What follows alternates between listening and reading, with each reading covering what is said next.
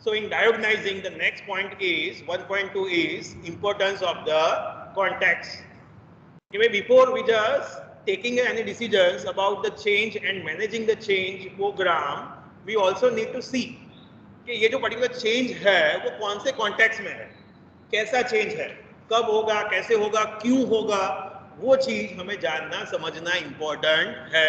Because आपका जो program होगा, डिसीजन जो होगी, वे होगा for the purpose of managing is going to be change out. For example first time कि भाई आपका जो पर्टिकुलर चेंज है it is in the context of time. तो टाइम के कॉन्टेक्स्ट में चेंज कैसे हो सकता है? We can have two types of situations. In a situation number 1 where we are supposed to go for the change immediately, and situation number 1 where you have the time for the implementing the change. तो दोनों situations में आपका change programme same होगा या अलग अलग होगा? Same होगा या अलग अलग होगा? Answer is different. कि भाई you are in a situations कि जहां पे क्या हो रहा है, कंपनी की सेल्स कॉन्स्टेंटली डिक्रीज हो रही है, हमारा कॉम्पिटिटर्स जो है वो क्या है कि मार्केट शेयर बिल्डअप कर रहा है. तो it is the immediate effect कि भाई हमें ऑन द स्पॉट कुछ करना पड़ेगा, otherwise we will be wipe out from the market. ये एक सिचुएशंस है. तो इन दिस पर्टिकुलर सिचुएशंस आप जो चेंज के लिए जाओगे वो क्या होगा? इमीडिएट होगा. ऑन द स्पॉट आपको डिसीजन लेनी पड़ेगी. तो उस टाइम पे आपका जो चेंज प्रोग्राम होगा वो क्या होगा? विद द इमीडिएट इफेक्ट होगा कि भाई मेरे को अभी वो चेंज इंप्लीमेंट करना होगा. As a company, as a organisation मैं कुछ डिसीजन लूंगा, मैं कुछ नई स्ट्रेटेजीज बिल्डअप करूंगा, उसको एग्जीक्यूट करूंगा. और वो कैसे करनी पड़ेगी? मेरे को ऑन द स्पॉट करनी पड़ेगी, अभी करनी पड़ेगी. क्यों? तो भाई मेरे को मार्केट में सर्वाइव करना है. अभी मैं कुछ नहीं करूंगा तो क्या होगा? मेरा कॉम्पिटिटर्स है वो मार्केट लीडर बन जाएगा और मेरे शेयर जो है, सेल्स है, वो धीरे धीरे डिक्रीज होगी. तो क्या हो सकता है फ्यूचर्स में? We will be even in loss making organisations के भी वो हमारा एसपीयूज लॉस मेकिंग भी हो सकता है. तो वो सिचुएशंस में हमें क्या है? ऑन द स्पॉट रिएक्ट करना है. तो ये क्या हो गया? कॉन्टेक्स्ट दिखा रहा है कि भाई टाइम के कॉन्टेक्स्ट में आपके पास टाइम है या नहीं है. वो सिचुएशंस डिटरमाइन करेगी कि भाई आप चेंज के लिए कैसे जाओगे. विथ इमीडिएट इफेक्ट जाओगे या आपके पास टाइम है. कल हमने एग्जांपल देखा था कि भाई बेस 6 इंजन, बट गवर्नमेंट ने टाइम फ्रेम दिया हुआ है कि भाई हमारे पास 1 साल है. Within the 1 year we are suppose to moving from base 5 to base 6, from petrol to diesel car, sorry diesel to petrol car. तो हम जानते हैं हमारे पास टाइम फ्रेम है. तो वहां पे हमारा जो चेंज प्रोग्राम होगा it will B quite different. तो वो टोटली कैसा होगा? अलग होगा. क्यों? तो कि भाई हमारे पास इनफ टाइम है. मैनेजमेंट के रूप में हम बैठ के डिसीजंस लेंगे कि भाई चेंज को इंप्लीमेंट करना है, एग्जीक्यूट करना है, बट हम कैसे करेंगे? फर्स्ट स्टेप क्या होगा, सेकंड क्या होगा, थर्ड क्या होगा, वो हम क्या है बैठ के डिसाइड कर सकते हैं. So here we are talking about the context कि भाई वो जो चेंज है वो कौन से कॉन्टेक्स्ट में है, कैसा चेंज है, वो चीज़ क्या है, डेफिनेटली आपके चेंज मैनेजमेंट को अफेक्ट करने वाला है. तो समझ में आ रहा है अल्टीमेटली ये पॉइंट क्या है? So here we are talking about the management of change and change program कि भाई आप कैसे उसको एग्जीक्यूट करोगे, वो सक्सेसफुल होगा या नहीं होगा, वो किसके ऊपर डिपेंड होता है? The success of any attempt of your change management is always depends on the wider context कि भाई वो चेंज है वो क्या है, कैसे है, क्यों है, वो चीज डेफिनेटली आपके चेंज मैनेजमेंट को अफेक्ट करने वाला है. And that's why we need to focus on it कि भाई हमें वो चीज समझनी पड़ेगी कि भाई कौन कौन से कॉन्टेक्चुअल एस्पेक्ट है कि जो आपके चेंज प्रोग्राम को अफेक्ट कर सकते हैं. तो this all are the contextual aspect कि जिसके कॉन्टेक्स्ट में डिफरेंट डिफरेंट चेंज एग्जीक्यूट होगा और हमें समझना है कि भाई वो जो चेंज आ रहा है वो क्यों आ रहा है, कौन से कॉन्टेक्स्ट में है, और उस हिसाब से हमें change management program carry out करना पड़ेगा. सो two authors, that is Bellogum and Hope Halley, identify this contextual model कि भाई उन्होंने ये सारे कॉन्टेक्स्ट आइडेंटिफाई किया कि भाई ये सारी चीज़ों का आपको ध्यान रखना है. आउट ऑफ दैट सबसे पहले हमने डिस्कस किया टाइम फ्रेम कि भाई हमारे पास कितना टाइम है, how quickly we are suppose to go for that particular change, whether it is immediate और whether we have a time. So that refers the two different situations, and based on that our strategical change program and management activities might be different. Same way we can also talk about the scope, कि भाई वो जो change है तो change का scope कैसा होगा, weather it is realignment versus transformational. तो यहाँ पे भी दो सिचुएशंस हो सकती है इन the context of scope of the change. तो आपका रीअलाइनमेंट में है, if your scope of the change is realignment, तो वहां पे आपका चेंज प्रोग्राम, और ट्रांसफॉर्मेशनल में है तो वहां पे आपका change program once again same होगा या डिफरेंट होगा? Answer is different. कि भाई एक सिचुएशन ऐसी है रीअलाइनमेंट में जहां पे क्या हो रहा है, आपका scope of the change is quite narrow, कि भाई चेंज हो रहा है बट इतना ज्यादा नहीं हो रहा है, सारी चीजें कांस्टेंट है, सेम है, वैल्यू चेंज सेम है, तो वहां पे आप आसानी से इजीली चेंज एग्जीक्यूट कर पाओगे, आपका चेंज प्रोग्राम क्या होगा, सिंपल एंड शॉर्ट होगा। But as compare to that in the case of transformational, आपका स्कोप ऑफ द चेंज क्या है, वाइडर है, बिग है, सारी चीजें चेंज होने वाली है, तो उस टाइम पे क्या करना पड़ेगा, आपको चेंज प्रोग्राम उस हिसाब से प्रिपेयर करना पड़ेगा। सो इवन स्कोप, कि भाई स्कोप ऑफ द चेंज क्या है, कैसा है, वाइडर है या नैरो है। So these are the two contexts, and based on that आपका change program depend होगा।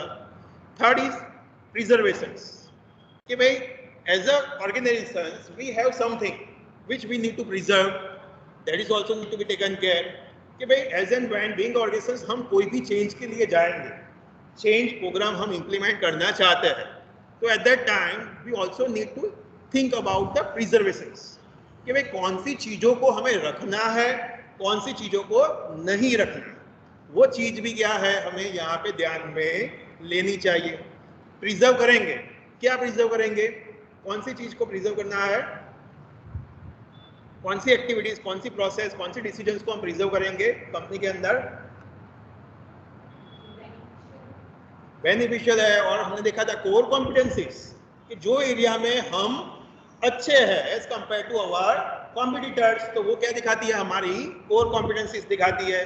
तो even at the time of executing the change program you need to see कि भाई कौन कौन से एरिया में हम अच्छे हैं, हमारी कोर कॉम्पिटेंसी है, हम बेहतर है, और उसको हमें क्या करना है, प्रिजर्व करना है, मेंटेन करना है, रखना है, वो चीज चली ना जाए, आपकी कोर कॉम्पिटेंसी नेगेटिवली इफेक्ट ना हो बिकॉज ऑफ दिस प्रोग्राम, वो चीज को हमें यहाँ पे ध्यान रखना है। यहाँ पे एग्जांपल दिया होता है, for example in the case of IT company, तो आईटी कंपनी में कैसा होता है कि भाई वहाँ पे कंपनी में इतना ज्यादा फॉर्मल स्ट्रक्चर्स नहीं होता है, कि भाई even as a lower level engineers I can interact with the CEO and we can interact about the new project which is going on, कि भाई ऐप के अंदर क्या करना है क्या नहीं, हम दोनों साथ में बैठ के डिस्कस कर सकते हैं।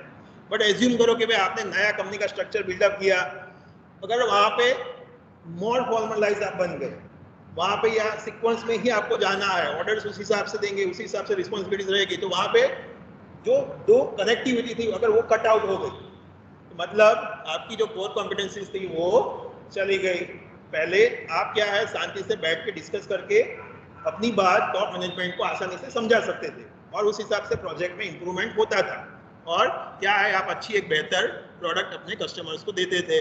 बट अभी क्या हो गया, बिकॉज ऑफ द चेंज वो आपकी कोर कॉम्पिटेंसी चली गई, तो डेफिनेटली जो कम्युनिकेशन गैप क्रिएट होगा उसकी इम्पैक्ट आपके प्रोडक्ट के ऊपर आने वाली है, तो वो चीज़ क्या है अफेक्ट करेगी। So we need to see कि भाई even at the time of executing the change program हमें क्या प्रिजर्व करना है, कौन सी चीज़ रखनी है, कौन सी चीज़ नहीं रखनी है। So that is also one of the context which we need to taken care. उसके बाद नेक्स्ट आएगा डाइवर्सिटी, कि भाई कंपनी के अंदर हमें चेंज एग्जीक्यूट करना है, but at that time we also need to focus on diversity part, कि भाई क्या होगा, नॉर्मली कैसा होता है within the organisation people are become the homogeneous, ऐसा होगा कि भाई कंपनी के अंदर जो लोगों की सोच होती है over a period of time becoming the homogeneous, कि भाई सारे लोगों की सोच सिमिलर बन जाती है, ओपिनियन व्यूज सिमिलर बन जाता है। So with the help of change we want to bring the diversity, कि भाई चेंज के माध्यम से हम क्या है डाइवर्सिटी कंपनी के अंदर लाना चाहते हैं, सो दैट कि भाई लोगों का जो व्यूज है, ओपिनियंस है, वो क्या है एक दूसरे से अलग अलग है, तभी जाके क्या है इफेक्टिव डिस्कशंस के बेसिस पे एक अच्छा हेल्दी डिस्कशंस के बेसिस पे आउटपुट अच्छा क्रिएट होगा। और एल्स क्या होगा कि भाई मैनेजमेंट ने बोला है, बॉस ने बोला है, ठीक है बॉस ने जो कहा वही सही है, हम इवन दो आई नो कि भाई जो बॉस बोल रहा है वो गलत हो रहा है, उसके कारण प्रोडक्ट के ऊपर नेगेटिव इंपैक्ट आएगी, प्रोडक्ट अच्छी नहीं बनेगी, बट फिर भी क्या है, I am not going to oppose, I am not going to say anything, because क्या है वहाँ पे होमोजेनियस है कि भाई जो चल रहा है उसी हिसाब से चलना है, सबका व्यू सेम होना चाहिए, अलग अलग नहीं होना चाहिए। तो वो एनवायरनमेंट में क्या होगा, वर्किंग पैटर्न टोटली अलग होगी। सो बिकॉज ऑफ दैट क्या एक कॉन्टेक्स्ट क्या हो सकता है चेंज लाने में और चेंज मैनेजमेंट प्रोग्राम के लिए, इवन फॉर डाइवर्सिटी, कि भाई कंपनी के अंदर डाइवर्सिटी को एग्जीक्यूट करने के लिए डिफरेंट व्यूज ओपिनियंस इनबिल्ड करने के लिए भी क्या है, डिफरेंट काइंड्स ऑफ चेंज आपको एग्जीक्यूट करने चाहिए, इंप्लीमेंट करने चाहिए, so that over a period of time people might have someone new in that particular team. So उनका जो टीम वर्क जो होगा वो चेंज होगा, पैटर्न चेंज होगी, और उस हिसाब से क्या होगा उनके अंदर और वी कैन से नई एनर्जी आएगी, काम करने का तरीका चेंज होगा, तो सारे पॉजिटिव इंपैक्ट आएगी। नेगेटिव भी हो सकती है, but we can say it will be create the positivity. So create the diversity can also be one of the contexts for the purpose of executing the change program. Then next, the extent of capabilities, कि जो management है उनकी capabilities क्या है, कैसी है, वो context में भी हम क्या है दो एक्सट्रीम एंड्स आइडेंटिफाई कर सकते हैं कि भाई आपका जो मैनेजमेंट है वो एक्सपीरियंस है या नॉन एक्सपीरियंस है। जो एग्जीक्यूटिव्स है, मैनेजमेंट है, उनके पास कैपेबिलिटीज है या नहीं है, पास्ट एक्सपीरियंस है या नहीं है, और या टोटली नया है, वो चीज भी क्या है डेफिनेटली अफेक्ट करेगी। कि अगर आपका मैनेजमेंट जो है वो एक्सपीरियंस है, मतलब उनकी capability to handle the change will be higher और लोअर।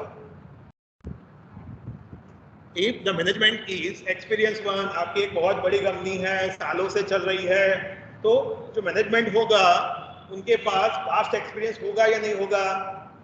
आंसर इज यस, उनके पास पास्ट एक्सपीरियंस है, नॉलेज है, स्किल्स है, तो उस टाइम पे उनकी जो एबिलिटीज होगी, कैपेबिलिटीज होगी to handle the change will be higher और लोअर? Answer is higher. कि भाई सिचुएशंस क्या होगी कि भाई बड़ा कंपनी है, मैनेजमेंट एक्सपीरियंस वाला है, तो वो केस में उनकी कैपेबिलिटीज कैसी होगी? हायर होगी। उनका पास्ट एक्सपीरियंस होगा, नॉलेज होगा, उन्होंने पास्ट में चेंज एग्जीक्यूट करके कंपनी में देखा होगा, उनको पता होगा कि भाई जब चेंज इंप्लीमेंट करना है, एग्जीक्यूट करना है, at that time who are the people who oppose lastly, कि लास्ट टाइम हम जब चेंज लेके आए थे तो कौन कौन से बंदे ने उसका अपोज किया था, क्यों अपोज किया था, उस टाइम पे मेरे को ये टाइम पे अगर नया चेंज इंप्लीमेंट करना है तो किसको मेरे को सबसे पहले कॉन्फिडेंस में लेना पड़ेगा, तो वो सारी चीजें वो बंदे को पता होगी, बिकॉज ही और she having a knowledge experience, उसकी कैपेबिलिटीज क्या होगी? हाई होगी।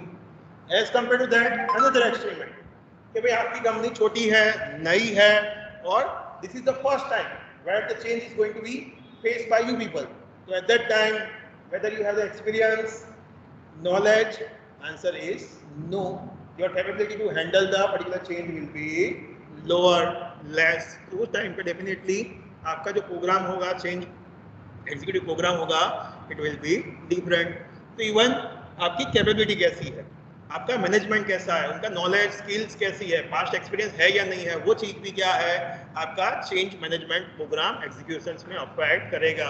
क्या होगा, कैसा होगा, उसको अफेक्ट करेगा। Then next is the capacity of the organisation is also going to affect whether we will go for the change और not. The capacity in terms of what? The capacity in terms of resources, कि भाई being a organisation whether we have enough resources for that, कि भाई हम change करना चाहते हैं, हम टोटली नई प्रोडक्ट लेके आना चाहते हैं, बट वो नई प्रोडक्ट एग्जीक्यूट करने से लेके मार्केटिंग से लेके सेल्स कैरी आउट करने के लिए हमारे पास इनफ पैसा है, इनफ रिसोर्स है, in terms of human resource, in terms of IT, in terms of information, तो वो क्या है? Once again it will be a big question in front of us. तो once again we can classify the two extremes. One, company जिसके पास ample amount of resources है, a company जिसके पास quite adequate resources नहीं है। तो दोनों का चेंज पर्टिकुलर के चेंज के लिए view, opinion, program, method, process same होगी या अलग होगी? Answer is once again it will be different. कि एज अ ऑर्गेनाइजेशन आपके पास रिसोर्सेज है या नहीं है, आपका पास्ट एक्सपीरियंस है या नहीं है, वो चीज डेफिनेटली अफेक्ट करेगी कि भाई आप चेंज के लिए जाओगे या नहीं जाओगे। चेंज जो पर्टिकुलर प्रोसेस है, मेथड है, वो क्या होगी, कैसे होगी, वो चीज को डेफिनेटली अफेक्ट करेगी। Next is readiness. whether your staff is ready for that or not. तो वहां पे क्या दो experiment होंगे? In one organization we can have the people, all the people are ready for the change. In one organization where all the people are in opposition of the change, against the change, तो दो प्रकार की situations हो सकती है कि भाई आपके एम्प्लॉयज का तो फेवर में होंगे, का तो अगेंस्ट में होंगे. तो दोनों सिचुएशंस में हमारा टैक्टिक्स जो होगा, काम करने का तरीका होगा, मेथड होगी, प्रोसेस होगी, वो क्या होगी, अलग अलग होगी. तो even that is also one of the context which we need to taken care at the time of implementing and executing the change management program. The last is power. Who hold the power for the purpose of change? That is also going to make a difference. चलिए, what normally we assume, किसके पास power होता है change के लिए? की persons और top executive, CEO. तो we always normally believe कि जो सीईओ है, टॉप एग्जीक्यूटिव्स है, उनके पास ही नॉर्मली पावर होता है कंपनी के अंदर के जो चेंज के लिए जाए. What may be the another totally extreme situations? और क्या हो सकता है? वन एक्सट्रीमेंट आपने बोला कि टॉप मैनेजमेंट. अनदर एक्सट्रीमेंट क्या हो सकता है? मिडिल लेवल, उससे आगे लोअर लेवल, उससे आगे योर स्टेक होल्डर्स. हमने यूनिट नंबर 1 के अंदर देखा था कि even we are bothered about the stakeholders view. तो सेम वे कि भाई एक क्या सिचुएशन हो सकती है कि भाई हमारा जो टॉप मैनेजमेंट है उनकी सोच है कि भाई हम चेंज के लिए जाए. एक एंड ऐसा हो सकता है कि भाई हमारे जो स्टेक होल्डर्स है उनका ओपिनियन है, मैनेजमेंट मिडिल और लोअर मैनेजमेंट है उनका ओपिनियन है कि we will go for the change. तो once again both the time situations might be different कि भाई ऐसा भी हो सकता है कि भाई टॉप मैनेजमेंट बोलेगा बट शेयर होल्डर्स उसको अपोज करेंगे एजीएम में या वोटिंग के अंदर, वो पर्टिकुलर एजेंडा फॉल हो जाए. टोटली रिवर्स, पर्टिकुलर मैनेजमेंट नहीं चाहता है वो चेंज, बट जो स्टेक होल्डर्स है वो पर्टिकुलर चीज को लेके चेंज करना चाहते हैं. तो at that time definitely they are supposed to be follow because of the majority of the people who are having that particular views. तो वंस अगेन वहां पे भी दो एक्सट्रीम सिचुएशंस हो सकती है. उस टाइम पे आपका जो प्रोग्राम होगा, चेंज मैनेजमेंट प्रोसेस होगी, it will be totally different. So these all are the context कि भाई जो चेंज है वो कौन से कॉन्टेक्स्ट में है, कि भाई पर्टिकुलर टाइम फ्रेम क्या है हमारे पास, चेंज पर्टिकुलर जो है उसका स्कोप क्या है, हमें क्या प्रिजर्व करना है, हम कंपनी के अंदर डाइवर्सिटी लाना चाहते हैं या नहीं लाना चाहते, मैनेजमेंट की कैपेबिलिटीज कैसी है, कंपनी की capacity in terms of resources कैसा है, whether the our HR the people will be ready for that और not, and who hold the power for the change. तो ये सारे क्या है, कॉन्टेक्चुअल एस्पेक्ट है कि जिसको हमें ध्यान में लेना है for the purpose of effective strategical change management, change program. कि भाई आपको सही तरीके से सक्सेसफुली चेंज को एग्जीक्यूट करना है, बट वो करने से पहले आपको देखना पड़ेगा कि भाई वो चेंज आया, बट क्यों आया, कौन से कॉन्टेक्स्ट में आया, क्या सिचुएशंस है, कौन सा एक्सट्रीम एंड है, उस हिसाब से आपको वहां पे काम करना पड़ेगा. तो ये हो गया point number 2 in diagnosing the situations. कि भाई सबसे पहले हम समझेंगे कि भाई वो चेंज क्या है, कौन से टाइप का है. सेकंड हम समझेंगे वो चेंज क्यों है, कौन से कॉन्टेक्स्ट में है, उस हिसाब से हमें चेंज प्रोग्राम एग्जीक्यूट करना है. Now the third part quickly देख लेते हैं. The third part is about the cultural aspect. Organisational culture की बात है यहाँ पे. The first question is that organisational culture क्या होता है. वेब पे बाद में आते हैं, बट उससे पहले ऑर्गेनाइजेशनल कल्चर क्या होता है, व्हाट इज ऑर्गेनाइजेशनल कल्चर. उससे पहले कल्चर क्या होता है, चलिए वो बता दीजिए. व्हाट इज कल्चर, जल्दी जल्दी, हमें ये पॉइंट खत्म करना है. We have 20 minutes. What is culture. कहीं पे गलती से आपने कोई दिन पढ़ लिया हो, याद है किसी को.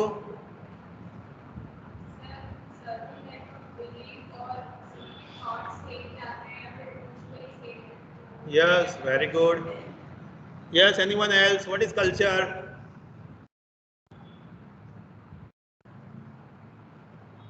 You all are demoted to TY BCom. You know, that certificate आपने दिया बताएं जाओ. ટીવાયની અંદર ઓબી માં નતા ભણ્યા આપણે કલ્ચર યાદ છે કે ભૂલી ગયા બધું ધોવાઈ ગયું કઈ વાંધો નહીં ચલ તો in simplest way we can say that कि कल्चर क्या होता है तो culture refers the set of values beliefs customs which is prevailing in a one particular society एक सोसाइटी है कि जहाँ पे bunch of people are living and they all accepted the certain values beliefs customs तो उसको क्या बोलते हैं कल्चर बोलते हैं and we all are supposed to follow our cultures customs traditions which is prevailing in that particular societies can we go against it answer is no अगर जाएंगे तो क्या होगा society will create the pressures on us and they will force us कि भाई आपको by default culture के मुताबिक ही जाना है चलिए इसमें पार्ट नहीं है बट वैल्यू कस्टम और बिलिंग जल्दी से बिलीव्स क्या होता है वैल्यू क्या होती है कस्टम क्या होती है याद है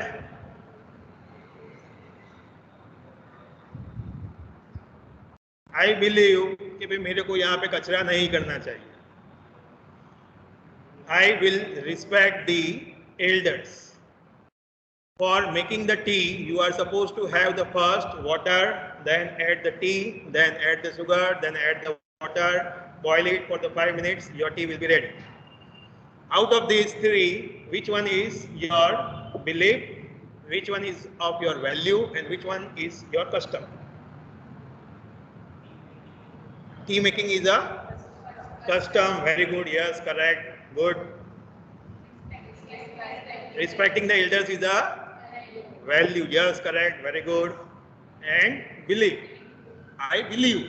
तो you have many beliefs कि भाई आपकी बहुत सारी beliefs हो सकती है कि भाई I believe SRK is a one of the worst film star तो ये क्या है मेरी beliefs है आपकी अलग हो सकती है स्टार प्लस को बंद करने देना चाहिए ये मेरी belief है आपकी अलग हो सकती है तो एज अ वन इंडिविजुअल आपकी बहुत सारी beliefs हो सकती है बट वैल्यूज क्या होगी लिमिटेड होगी जो आपके अंदर इनकलकेट की गई होगी आपके पेरेंट्स ने आपको सिखाई गई होगी and based on that you are going to follow then customs क्या होता है customs refer the step by step process कि भाई फॉर एग्जांपल मैरिज तो मैरिज के अंदर हम क्या करेंगे कैसे करेंगे क्या क्या रिचुअल्स होता है तो वो क्या है आपकी कस्टम्स दिखाती है तो this all are the part of culture तो ये सारी चीजें क्या है कल्चर का पार्ट है कि जो हम हमारे अंदर इनकलकेट किया जाता है from our childhood we are learning this हम सीखते हैं even enculturing is also possible कि भाई आपने यहाँ पे पढ़ाई खत्म करके अब्रॉड में गए तो वहाँ पे भी आप 2 साल या 3 साल रहोगे तो इवन वहाँ का कल्चर भी आप सीखोगे दैट इज कॉल्ड एनकल्चरिंग तो वो भी हो सकता है तो ये कल्चर की बात हो गई same way can the organisations have culture एक पर्टिकुलर ऑर्गेनाइजेशंस है उसका कल्चर हो सकता है आंसर इज यस कि even organisations have their own culture ये पीपीटी आपने ओबी के अंदर टीवाई में पढ़ी होगी यहाँ पे ये कॉन्टेक्स्ट में नहीं है बट फिर भी मैं लेके आया क्यों for the purpose of your understanding ये भी ऑर्गेनाइजेशनल कल्चर क्या होता है तो organisational culture refers the said values norms beliefs which is existing and prevailing in the particular organizations and which is going to guide all the employees and meet all the employees together कि भाई वो सारे employees को एक साथ रखेगी कि भाई कैसा हो सकता है कि भाई कंपनी के अंदर क्या क्या कल्चर्स है तो कल्चर्स है इनोवेशन एंड रिस्क टेकिंग एक तो कंपनी ऐसी होगी कि जहाँ पे लोगों को मोटिवेट किया जाता है for the purpose of innovation and taking the risk तो ये क्या दिखाता है कंपनी का कल्चर कि जहाँ पे लोगों को मोटिवेट किया जाता है कि भाई आप कुछ नया ढूंढिए आइडेंटिफाई कीजिए अटेंशन टू द डिटेल्स कि भाई पॉइंट टू पॉइंट सारी चीज़ों का ध्यान रखना है सारी चीज़ें आपको नोट डाउन करनी है तो वो क्या है कल्चर है कि for example in the case of police station तो वहाँ पे आप अगर एफआईआर लिखते हो तो उसके अंदर पूरा डिटेल में होना चाहिए एज कम्पेयर टू दैट आप कंपनी के अंदर रिपोर्ट राइटिंग करते हो तो उस टाइम पे आपका डिटेलिंग कम हो सकता है but in that case of police lawyer वहाँ पे डिटेल में होगा तो ऑर्गेनाइजेशन चेंज होता है इवन उनका कल्चर चेंज होता है कस्टम चेंज होता है काम करने का तरीका चेंज होता है outcome oriented people oriented team oriented aggression stabilities तो ये सारा क्या है कैरेक्टरिस्टिक्स है विच रिफर्स कि भाई एक पर्टिकुलर ऑर्गेनाइजेशन जो है वो दूसरे ऑर्गेनाइजेशन के कंपैरिजन में कैसे अलग है डिफरेंट है तो here we can say that कि भाई हर एक कंपनी हर एक ऑर्गेनाइजेशन का खुद का कल्चर होता है कि भाई क्या है, आप देख लो कि for example if you are working in Reliance, तो वहां पे आपका काम करने का तरीका, बिहेव करने का तरीका, even etiquettes will be totally different as compare to Tata group. कि भाई आप टाटा में हो तो वहां पे भी काम करने का तरीका अलग अलग होगा। Same way if you just take example of bank, आप एसबीआई में काम करते हो तो आपका काम करने का तरीका अलग होगा, आप आईसीआईसीआई में काम करते हो तो उस टाइम पे आपका काम करने का तरीका अलग अलग होगा, आपका बिहेवियर अलग होगा। Because of what? Because of organisational culture. और वो हम कैसे सीखेंगे? Being an individual employee, how I will learn the culture of my organizations? From observing my top executives, just by listening the stories, sagas of the founders। कि भाई founders कौन थे, वो क्या बिलीव करते थे, उनका रहन सहन कैसा था, वो कस्टमर्स के साथ कैसे इंटरेक्ट करते थे। तो ये सारी चीजें क्या है आपको स्टोरी के माध्यम से क्या है सिखाई जाती है। आपके जो सीनियर्स होते हैं वो आपको एक्सप्लेन करते हैं, समझाते हैं, सुनाते हैं, and slowly and gradually you are an culture. कि भाई धीरे धीरे करके आप वो कंपनी का कल्चर सीखोगे और आप भी उसी तरीके से बिहेव करना स्टार्ट कर दो। तो ये नॉर्मली होता है organisational culture.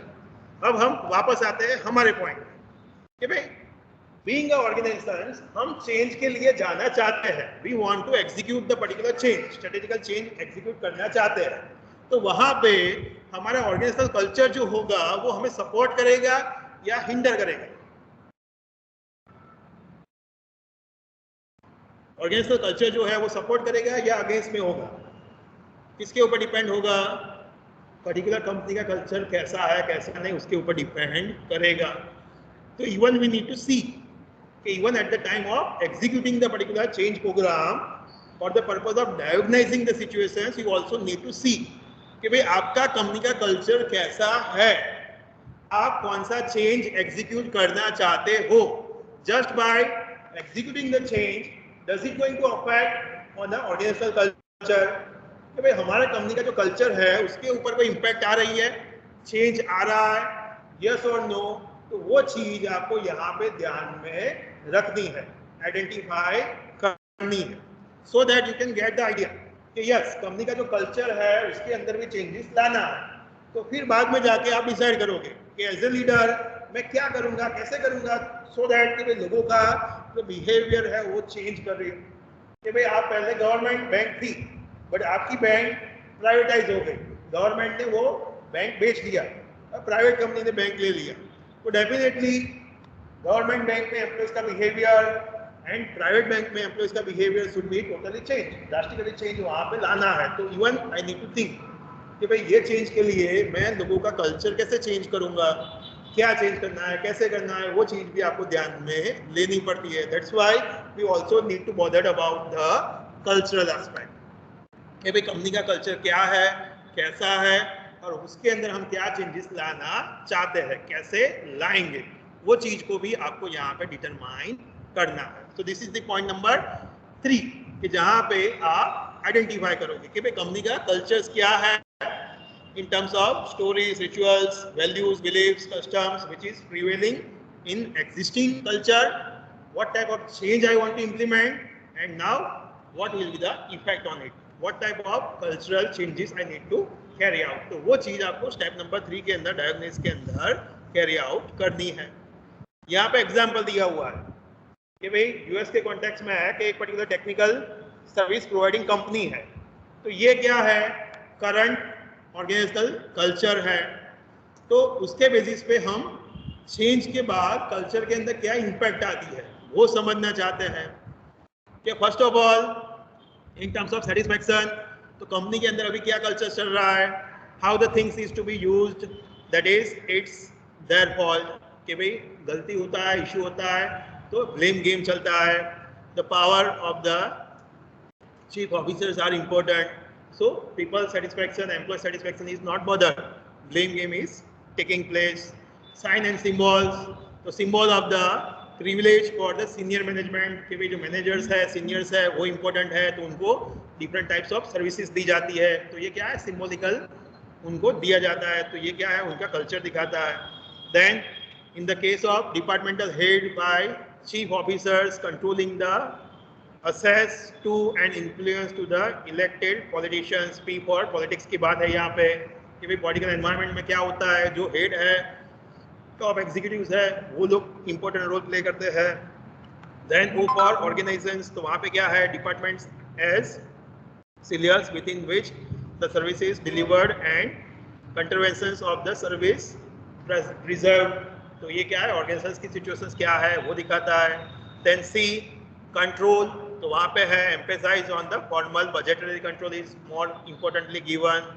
Then in the case of R overloaded problems, resolutions की बात है यहाँ पे कि भाई जो बंदा है उसके ऊपर बहुत ज़्यादा प्रेशर्स है. तो इन दिस वे आप एक कल्चरल वेव डिटरमाइन करोगे कि भाई हर एक सिचुएशंस में हमारा कल्चर क्या है, कैसा है. तो करंट सिचुएशंस आपने यहाँ पे डिटरमाइन किया है. Then after you will see और यू विल आइडेंटिफाई कि भाई हर एक जगह पे मैं क्या चेंज लाना चाहता हूँ, चेंज के बाद क्या इम्पैक्ट होगी. For example in the case of satisfaction, so I want to give a praise rather than the blame, कि भाई मैं मेरे एम्प्लॉइज को प्रेज करूंगा rather than the blame game, so that they will feel motivated and satisfied. Then in the case of symbols, तो वहाँ पे भी क्या है, हम सिम्बॉलिकली चेंज करेंगे. देन पॉलिटिकली, तो वहाँ पे मोर डिवॉल्व रिस्पॉन्सिबिलिटीज, हर एक बंदे को रिस्पॉन्सिबिलिटीज दी जाएगी, पावर पॉलिटिक्स कम होगा. ऑर्गेनाइजेशंस के अंदर क्या होगा, कंट्रोल के अंदर क्या होगा, रिस्पॉन्स के अंदर क्या होगा. तो हर एक सिचुएशंस में आप ऑब्जर्व करोगे कि भाई कल्चरल इम्पैक्ट क्या है, सिचुएशंस क्या है, और मैं क्या चेंज करना चाहता हूँ, और चेंज के बाद क्या इम्पैक्ट होगी.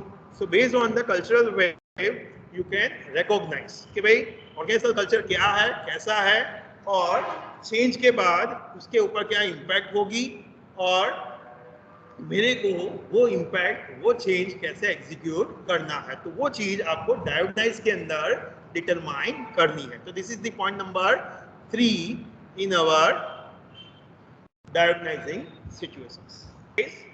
Force field analysis. Force field analysis. So let me just go in detail and try to understand कि भाई फोर्स फील्ड एनालिसिस के अंदर हम क्या करेंगे और what we are trying to ultimately do for the purpose of effective change implementations. A force field analysis provide an initial view of change problems that need to be tackled by identifying the forces for and against the change. कि भाई ultimately ये model क्या है, force field analysis के माध्यम से हम क्या करना चाहते हैं. तो फोर्स फील्ड एनालिसिस के माध्यम से we want to identify the first of all problems, कि भाई just by implementing the change और whatever change we want to go for, what will be the probable problems that is going to be created by this change. कि भाई ये change company में लाने से क्या क्या इश्यू, क्या क्या प्रॉब्लम हो सकता है. तो वो चीज को हमें यहाँ पे जानना है. And for that, what we are doing, we are identifying the two things. What are the factors which are in support of that particular change, and what are the factors which are in oppose of that particular change. तो क्या company के अंदर कौन कौन सी चीजें ये change को support करती है, कौन कौन सी चीजें उसको अपोज करती है, वो चीज को हम यहाँ पे रिकॉग्नाइज करना चाहते हैं, आइडेंटिफाई करना चाहते हैं, so that we can able to resolve कि जो जो इश्यू प्रॉब्लम हमें लगता है कि यस ये पर्टिकुलर पॉइंट जो है वो इश्यू के रूप में, प्रॉब्लम के रूप में इमर्ज होगा, वो नए चेंज को एग्जीक्यूट होने में हिंडर करेगा, प्रॉब्लम क्रिएट करेगा. तो नाउ एज ए मैनेजमेंट हम क्या करेंगे, वो जो इश्यू है, प्रॉब्लम है, उसको रिजॉल्व क्या करना है, कैसे करना है, उसके ऊपर डिस्कशन करेंगे, डिसीजन लेंगे. So we can be a proactive, कि भाई हम क्या है प्रोएक्टिव बन पाएंगे. Just by doing this we can able to identify कि भाई कौन कौन सी चीजें हमारे फेवर में है, कौन कौन सी चीजें हमारी अगेंस्ट में है. तो वो चीज हम ये पर्टिकुलर एनालिसिस के माध्यम से जान पाएंगे. So here just by doing this analysis we can able to ask and get the answers of the questions like first, what aspect of the current situations might help the change. कि भाई current जो situations है company के अंदर, उसमें से कौन कौन सी चीजें हमें सपोर्ट करेगी, हेल्प करेगी, फेवर करेगी for going for the change.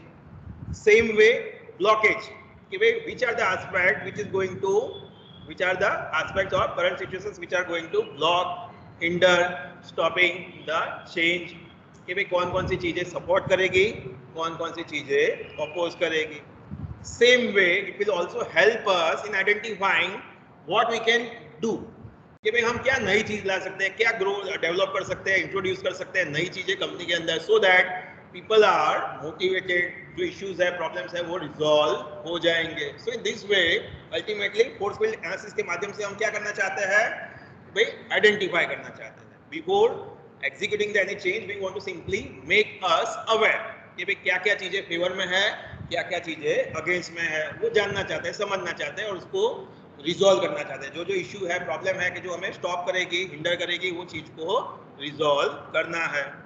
तो सेम जो टेक्नोलॉजी वाला एग्जांपल वेब में लिया था, उसी कंपनी का यहाँ पे एग्जांपल है कि भाई being a organisation we can able to identify कि भाई कौन कौन सी चीजें हैं कि जो कंपनी में नया चेंज लाने से रोकेगी, रेजिस्ट करेगी. So just by doing the analysis we identify कि भाई हमारा कंपनी का जो स्ट्रक्चर है वो चेंज को रोक रहा है, कंपनी के अंदर ब्यूरोक्रेसी है, डिपार्टमेंटलाइजेशन है कि भाई सब लोग अपने आप को डिपार्टमेंट से आइडेंटिफाई करते हैं रादर देन ऑर्गेनाइजेशन. तो कल्चर एस्पेक्ट है, ओवरलोड है, अंडरलोड है, होमोजीनियस वर्कफोर्स है, सबका थिंकिंग सेम है, कंजर्वेटिव एस्पेक्ट्स है, ब्लेम कल्चर है. तो ये सारी क्या है, नेगेटिव एस्पेक्ट्स है कि जो चेंज को हिंडर करेगी, स्टॉप करेगी, हमारे लिए प्रॉब्लम इश्यूज क्रिएट करेगी.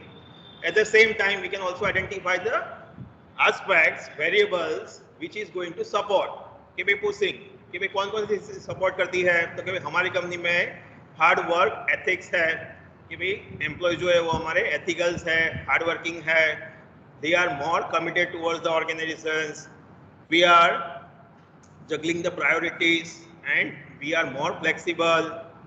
For forestry know-how, the employees have the high skills and knowledge, technical know-how है उनके पास. तो ये सारी चीजें क्या है, फेवर में है. So in this way we can first of all identify कि भाई कौन कौन सी चीजें हमारे फेवर में है, कौन कौन सी चीजें हमारे अगेंस्ट में है for that particular change. Same way we can also recognize कि भाई हम नया क्या कर सकते हैं so that we can motivate the people, we can reduce the resistance and effectively execute the particular change. So we can also identify कि भाई कंपनी के अंदर हमें क्या चेंजेस करना चाहिए, कौन से नए एस्पेक्ट्स और वेरिएबल के ऊपर हमें फोकस करना चाहिए. That is we need to encouragement to the work in the new way कि भाई काम करने में लोगों को एनकरेज करना चाहिए, मोटिवेट करना चाहिए. Increasing the diversity at the work place, that should be clear articulations of the visions for the future of the organizations. तो ये सारी चीजें हमें नई इंट्रोड्यूस करेंगे so that we can motivate the people, convince the people and we can reduce the resistance. So in this way the force field analysis के अंदर हम क्या है, we are simply trying to identify कि भाई change के लिए जाना है तो कौन कौन सी चीजें हमें रोकेगी, कौन कौन सी चीजें हमारे फेवर में है, हमें क्या करना पड़ेगा, क्या नया लाना पड़ेगा so that we can reduce the resistance and the change are effectively executed. तो ये सारी चीजें पॉइंट नंबर 1 से लेके 1.4 तक सभी चीजें आप कैरी आउट करोगे. किसके लिए, for the purpose of diagnosing the particular change situations कि भाई ये जो चेंज सिचुएशंस है वो क्या है, कैसी है, क्यों है, क्या बेनिफिट्स है, क्या प्रॉब्लम है. तो वो सारी चीजों को हमें डायग्नाइज करना है, समझना है, पर्टिकुलर चेंज को हमें समझना है, उसकी इफेक्ट को समझना है. तो we are simply trying to understand and getting the answers of all the WH question, what, when, where, why कि भाई क्या हो रहा है, क्यों हो रहा है, कौन इफेक्ट होगा, कैसे होगा, कैसे चेंज को एग्जीक्यूट करना है. तो वो सारी चीजें हम डायग्नोसिस पार्ट के अंदर एनालाइज करना चाहते हैं. तो ये सबसे पहला पार्ट हो गया की एलिमेंट के अंदर कि भाई चेंज को सक्सेसफुली एग्जीक्यूट करना है, स्ट्रेटेजिकल चेंज को एग्जीक्यूट करना है. तो ये सारी चीजों आपको कंपनी के अंदर कैरी आउट करनी है.